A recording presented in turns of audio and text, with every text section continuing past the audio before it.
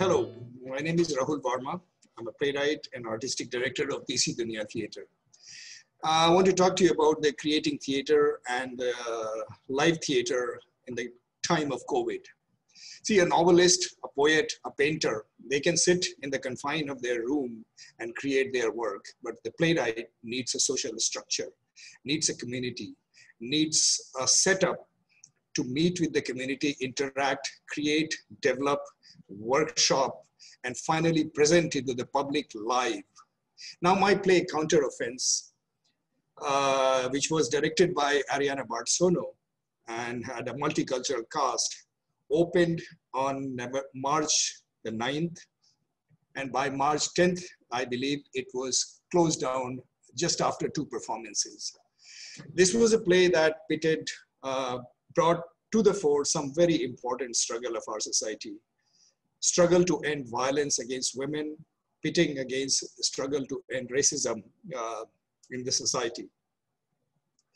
Now, if we see what is going on in the world these days,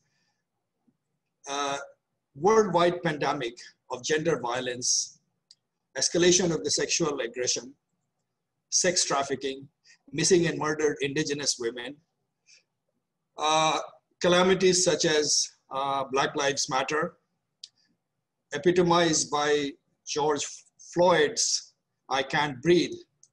There could have been nothing better than presenting Counter Offense that was addressing all those issues in one play, and yet it was closed down in 2 days because it was a live performance.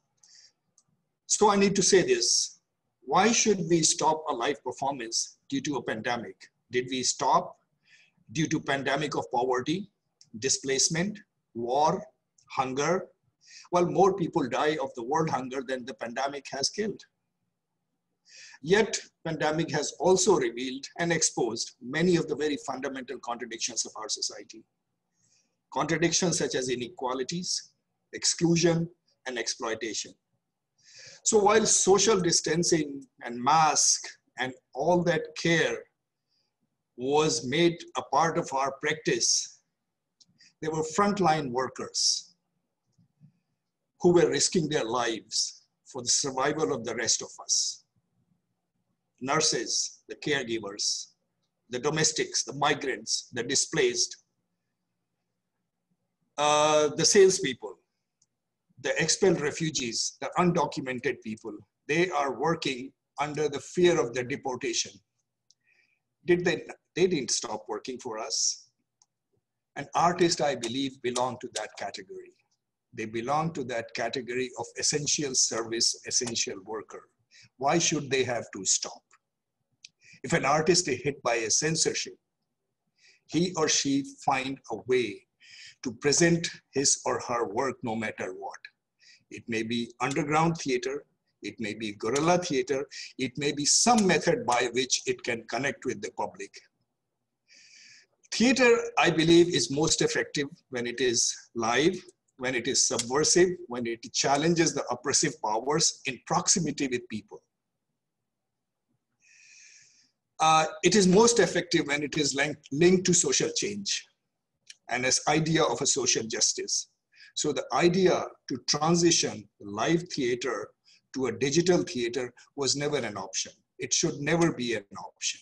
Some people do argue that streaming or Zoom or Skype or digital performance, and their argument is that these things are connecting us to the public. Now this I find ironic.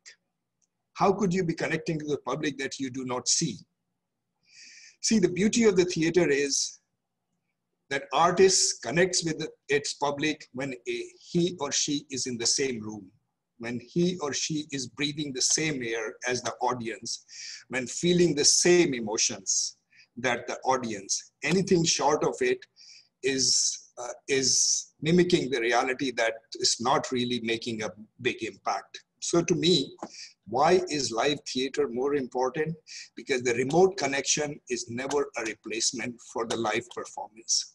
We need to have the live theater back.